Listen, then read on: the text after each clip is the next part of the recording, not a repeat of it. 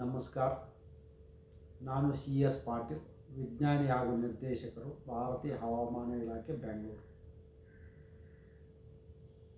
ನಾನು ಮುಂದಿನ 5 ದಿನಗಳವರೆಗೆ ಕರ್ನಾಟಕ ರಾಜ್ಯದ ಹವಾಮಾನ ಮುನ್ಸೂಚನೆಯನ್ನು ವಿವರಿಸುತ್ತೇನೆ. ಇಂದು ಕರಾವಳಿ ಜಿಲ್ಲೆಗಳಲ್ಲಿ ಹಾಗೂ ದಕ್ಷಿಣ ಒಳನಾಡಿನ ಎಲ್ಲ ಜಿಲ್ಲೆಗಳಲ್ಲಿ ವ್ಯಾಪಕವಾಗಿ ಮಳೆಯಾಗಿದ್ದು, ಉತ್ತರ ಒಳನಾಡಿನಲ್ಲಿ ಹಲವು ಕಡೆ ಮಳೆಯಾಗಿದೆ.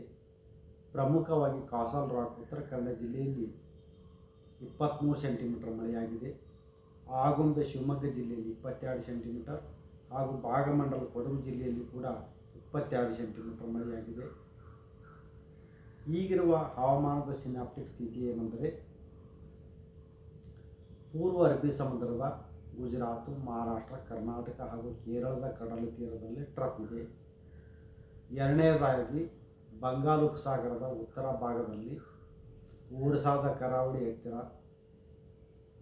ಲೋ ಪ್ರೆಷರ್ ಸಿಸ್ಟಮ್ ಇದ್ದು, ಅದರ ಜೊತೆಗೆ ಸರ್ಕ್ಯುಲೇಷನ್ ಕೂಡ 7.6 ಕಿಲೋಮೀಟರ್ ಎತ್ತರದವರೆಗೆ ಇದೆ.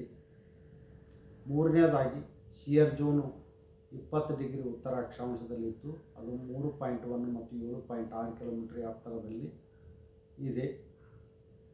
ಇವುಗಳ ಪ್ರಭಾವದಿಂದ ಕರಾವಳಿ, ಉತ್ತರ ಹಾಗೂ ದಕ್ಷಿಣ ಒಳನಾಡಿನ ಎಲ್ಲ ಜಿಲ್ಲೆಗಳಲ್ಲಿ ಜುಲೈ 19ರಿಂದ ಜುಲೈ 21ರವರೆಗೆ ವ್ಯಾಪಕವಾಗಿ ಮಳೆಯಾಗುವ ಹೆಚ್ಚಿನ ಸಾಧ್ಯತೆ ಇದ್ದು, ಉತ್ತರ ಕನ್ನಡ, ಉಡುಪಿ, ದಕ್ಷಿಣ ಕನ್ನಡ, ಶಿವಮೊಗ್ಗ, ಚಿಕ್ಕಮಗಳೂರು ಹಾಗೂ ಕೊಡಗು ಜಿಲ್ಲೆಗಳ ಕೆಲವು ಕಡೆ ಅತಿ ಭಾರಿ ಹಾಗೂ ಅತ್ಯಂತ ಭಾರಿ ಮಳೆಯಾಗುವ ಸಾಧ್ಯತೆ ಇದ್ದು, ಜುಲೈ 19 ಹಾಗೂ 20ರಂದು ರೆಡ್ ಅಲರ್ಟನ್ನು, ಜುಲೈ 21 ಹಾಗೂ 22ರಂದು ಆರೆಂಜ್ ಅಲರ್ಟನ್ನು ಘೋಷಿಸಲಾಗಿದೆ. ಬೆಳಗಾವಿ, ಹಾಸನ, ಬೀದರ್, ಕಲಬುರಗಿ ಹಾಗೂ ಯಾದಗಿರಿ ಜಿಲ್ಲೆಗಳ ಕೆಲವು ಕಡೆ ಭಾರಿ ಮಳೆಯಾಗುವ ಸಾಧ್ಯತೆ ಇದ್ದು, ಜುಲೈ 19 ಹಾಗೂ 20ರಂದು ಯೆಲ್ಲೋ ಅಲರ್ಟನ್ನು ಘೋಷಿಸಲಾಗಿದೆ. ಬೆಂಗಳೂರಿನಲ್ಲಿ ಜುಲೈ 19 ಹಾಗೂ 20ರಂದು ಹಗುರದಿಂದ ಸಾಧಾರಣವಾಗಿ ಮಳೆಯಾಗುವ ಹೆಚ್ಚಿನ ಸಾಧ್ಯತೆ ಇದೆ.